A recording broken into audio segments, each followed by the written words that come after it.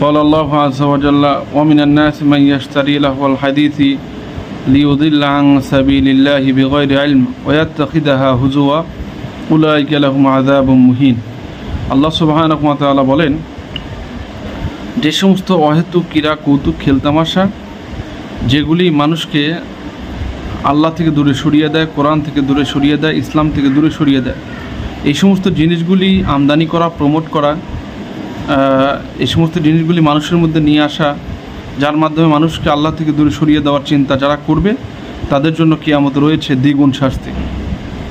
তো পহেলা বৈশাখে আমাদের দেশীয় সংস্কৃতির বিষয়টা আমরা তুলে ধরতে পারি, কিন্তু পহেলা বৈশাখের নামে ভিনদেশি সংস্কৃতি, বিশেষ করে হিন্দু ধর্মের বিভিন্ন কৃষ্টি কালচার বা তাদের ধর্মীয় বিশ্বাসের কোনো বিষয় বা সিমটম বা সিম্বলিককে সামনে আনা, এটা কিন্তু খুবই অত্যন্ত দুঃখজনক, যেটি আমাদের বিগত সময়ে পহেলা বৈশাখে এইগুলিকেই বেশি আনা হয়েছে।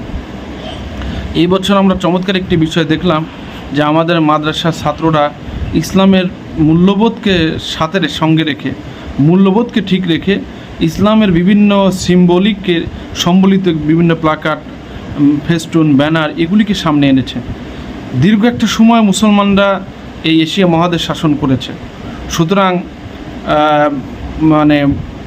মুসলমান হিসাবে মুসলিম সংস্কৃতিকে বাদ দিয়ে কখনোই কিন্তু এই দেশের ইতিহাসকে রচনা করা সম্ভব না।